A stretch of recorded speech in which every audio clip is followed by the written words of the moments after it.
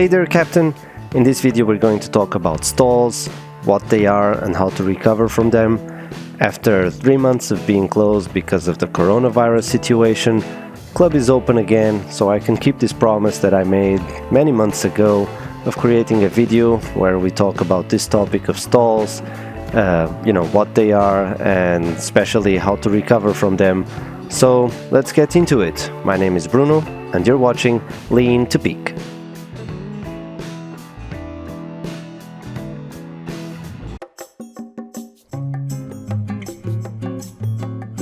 Okay, so let me start with a quick disclaimer. I'm not an instructor, so if anything I say on this video or anything you see doesn't seem right, or if you're not sure about it, make sure to discuss it with your instructor. Okay, so let's start with what is a stall. So a stall is an aerodynamic condition which occurs when smooth airflow over the airplane's wings is disrupted, resulting in loss of lift. Oh, by the way, I will be sharing the airplane flying handbook from FAA. FAA has a lot of nice material available online for free, and I will be sharing a link in the description so you can go and check it out. So as you can see in the text, basically a stall is when the airflow is not smooth anymore over the airplane's wings, or specifically a stall occurs when the angle of attack, which is the angle between the chord line of the wing and the relative wind, exceeds the wing's critical angle of attack, and it is possible to exceed this critical angle of attack at any airspeed, any attitude and any power setting. So we can refer to figure 4-4, and here you can see at an angle of attack, of 10 degrees, the airflow is flowing smoothly over the wing. At 16 degrees you start to get some turbulence over the wing, and normally at around 20 degrees you stall for most shapes of airfoils. So why is this important? Precisely because of the loss of lift. Obviously, lift is what keeping airplanes in the air. When you lose lift, typically you start falling. So it's important to, let's say, to know about stalls, and it's important to be comfortable with, especially with what to do in a case of a stall. So that's why we practice, that's why we study, and why we practice stalls and stall recovery. So you might be curious, we are talking about angle of attack for the stall, but you have certainly heard about stall speeds, and in the airspeed indicator of a Cessna, typically you have the stall speed for clean configuration, which is the bottom of the green arc, and the stall speed for landing configuration, which is the bottom of the white arc. So where does this come from? Well, these speeds, they are the stall speeds for a certain configuration and also certain situation. And as it says here in the FAA manual or FAA handbook, pilots in training, I would say all pilots, must remember that these stall speeds are valid only in unaccelerated 1G flight, in coordinated flight at a specific weight, typically maximum gross weight, and particular center of gravity. So it also depends on the way the weight is distributed on the airplane. So unaccelerated 1G flight means that typically you are straight and level. Well, first of all, we can talk about the weight. So if you are at straight and level flight, if you are at a certain weight, let's say you have this angle of attack, if you increase the weight, it means you also have to increase lift, and to increase lift you have to increase the angle of attack, maintaining all other things equal. If you are flying at the same speed and same bank, etc. Okay, so more weight means you need more lift to counter that weight. It also means higher angle of attack, so the stall speed will be consequently higher. And another situation is if you are in a turn, and if you turn, part of the lift will be used to turn. So you also need to compensate the lift that is not countering the weight anymore. So you also need to increase the angle of attack. And coordinated flight, obviously, if you are not coordinated, you are increasing drag and losing some of that energy. So then you also need additional lift. But it's important to keep in mind that the stall speeds that are in your airspeed indicator are for a certain specific situations, and they're not valid in all situations. So now that we have an idea of what a stall is, we can talk about recovering from a stall.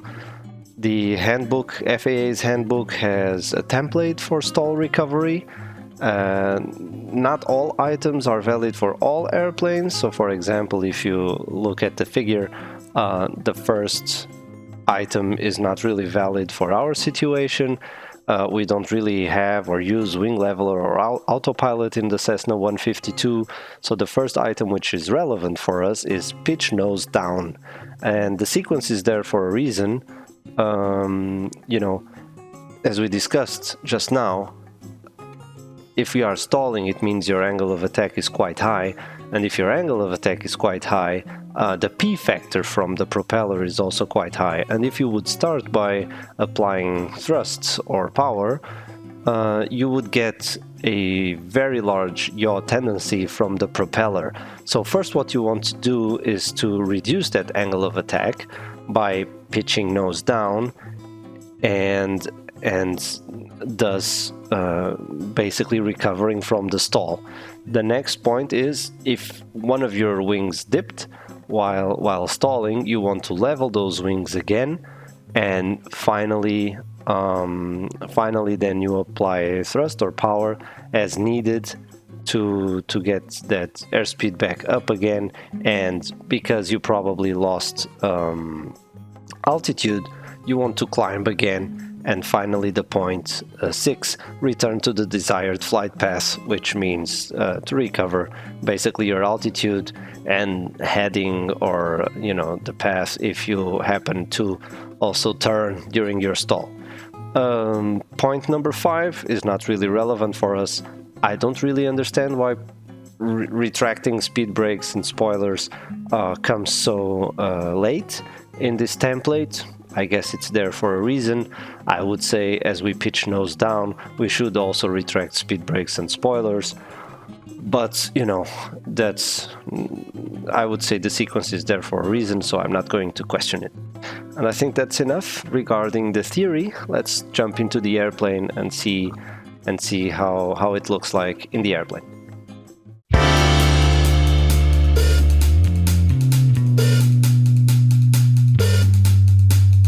Right, let's get into the airplane and start it up. Our route today will take us from Hedstadt. We will take off from Hedstadt, fly over Würzburg, direction Kitzingen. Over Kitzingen we will turn left, direction Haßfurt, and then from Haßfurt, and between Kitzingen and Haßfurt we will do our stall recovery trainings. From Haßfurt back to Schweinfurt, and then from Schweinfurt back to Hedstadt. On our way to Kitzingen, we still have the opportunity to have a look at the Festung Marienberg, or the Marienberg Fortress, which is a fortress located on the west side of Würzburg, built somewhere between the 16th and the 18th century, and has a wonderful view over the town of Würzburg. I highly recommend you to visit it. And on the other side of Würzburg, you will find the residence, a palace completed in the 18th century, which is also a UNESCO World Heritage Site.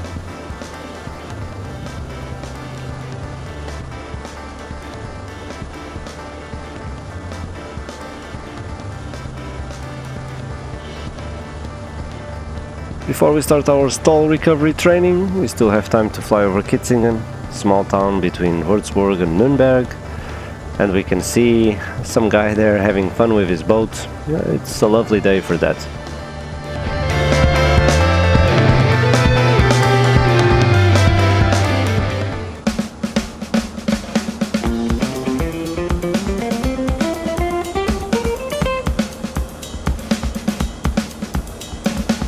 We're now pretty much in the middle of nowhere.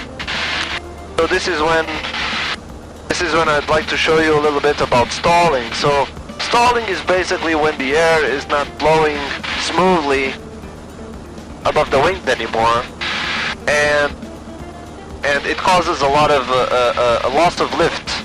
And if you don't know how to react to this situation, it can be dangerous. So, as I've discussed previously, or as I've shown you previously, there is a sequence of steps that you should do when you stall, and this is how we are also trained.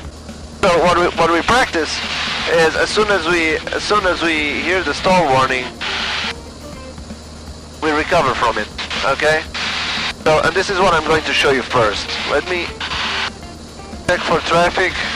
Where is that guy going? So what we practice is, first we slow down to slow flight, something like 70 knots.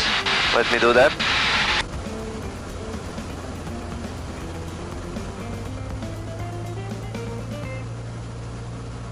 Okay, we're at 70 knots.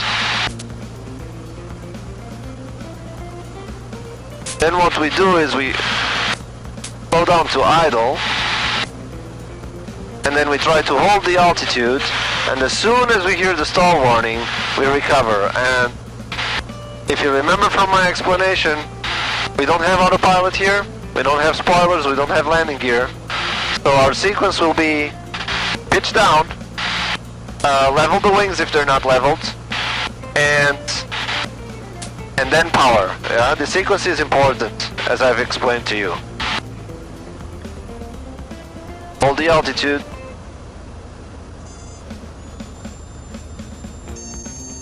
There's a stall warning. Pitch down. Stall warning is gone. There's the power. Now we recover. We go back, previous altitude, at normal climb speed of 75 knots. Okay. So we didn't lose too much altitude, almost none. We were at 3,500 and we lost maybe to 3,400. Okay, so that's as soon as you hear the stall warning, which is not really the stall yet. So the stall happens obviously a bit after you hear the stall warning, but it's very important that you build this instinct. As soon as you hear the stall warning, pitch down. It's the first reaction you should have. It should not be power, because at this high angle of attack, you'll get a lot of yaw tendency from the propeller. And it could be dangerous because it could develop into a spin. So first get the airplane flying, put that pitch down, build your airspeed, lower that angle of attack, and then you can think about power, okay? So let's go into slow flight again. At the moment we are at 3,600 feet more or less. Let's keep that.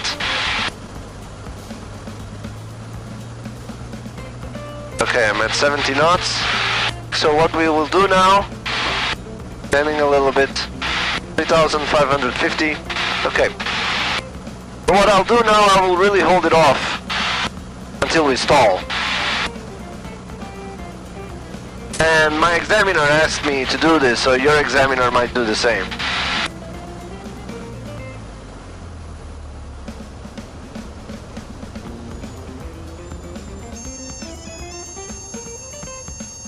Feel the buffeting now. Okay, and that's when you can't hold it anymore. Okay, 70 knots, wings are leveled, we can power and go back to the and return to the previous cruise level. So we descended to 3,300. Okay, cool, let's do that again. So slow flight first. I can explain you about slow flight in another video. It's also very important to practice it, because slow flight is basically how you fly when you're about to land. So Important, you're also comfortable with that. Okay, so we're trying to hold 70 knots and 3,500 feet. Here we are. So power back to idle.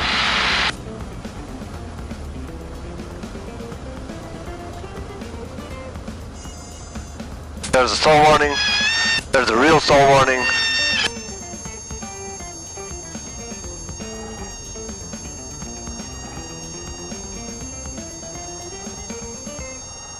The wing wants to tip over. And I think that's enough. It's a very, let's say, gentle trainer, so it will not want you to spin or anything, so you can really hold it like that. And I lost about 200 feet. So that was pretty cool. So those are the steps. This is what you need to keep in mind. First, let the nose drop. Get the airplane flying again. And the wings are not leveled, then you level them. And finally, full power, and you come back to cruise level. So that's it. That's what I wanted to show you about stalls. Hey man, if you like this content, if you like the video, remember to subscribe and to like this video. I really appreciate it. Let me know what else you want to see. If you want to see more content, just leave some comments below, and I'll do the best that I can do.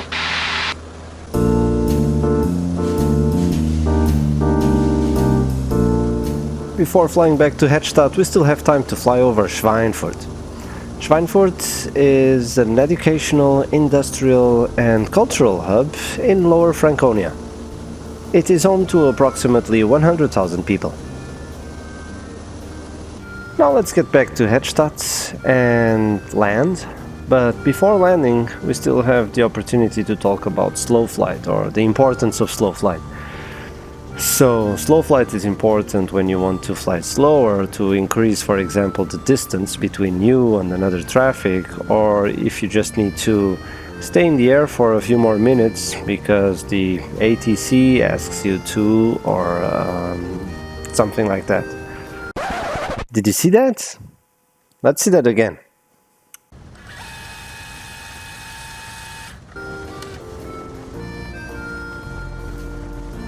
Right there. That's traffic for runway 09er at Hedstadt. And I knew it was going to be a conflict well before, because I was paying attention to the communications and I knew when he was going to take off, and I had this sensation that we were going to meet at the downwind. So I was already into slow flight before, and this is just another great example of how you need to practice slow flight and how important it is to feel comfortable with slow flight. Okay, that's it for this video. I hope you enjoyed it. If you liked it, make sure you subscribe and hit that like button. If you have any ideas for future videos, make sure to leave it in the comments below. And that's it. Please enjoy my full stop landing, and I'll see you on the next video. Till next time, remember to keep the blue side up and the ball centered.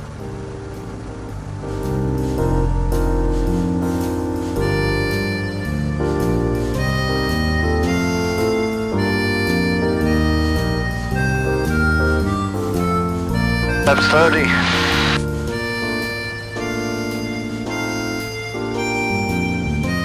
Speed. Oh, not that. That's annoying. Yeah, the guy's there, what can I do?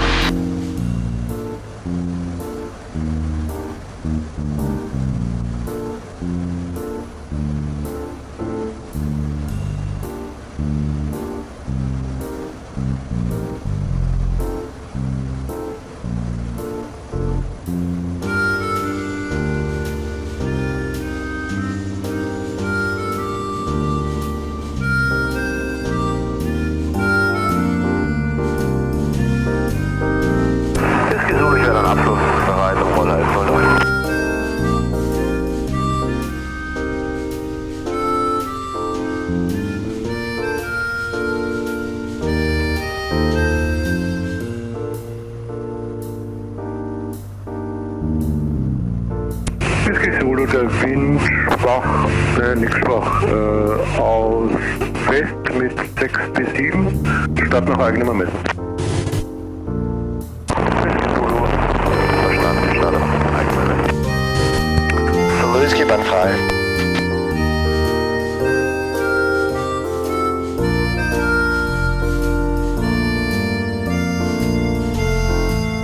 Whisky Zulu, das ist jetzt Rückenwind, ne? Whisky Zulu, ja, ich hab's gesehen. Wollen wir switchen? Also momentan so fluktuativ der Wind, also ich würde fast überschlitzen auf Kurs 7. Ja, Whisky Zulu kann ich machen. Dann würde ich über die Bahn zu sehen gehen. Das ist okay, sorry, aber er hat gerade gedreht, der Wind. Ja, hab ich gerade gesehen.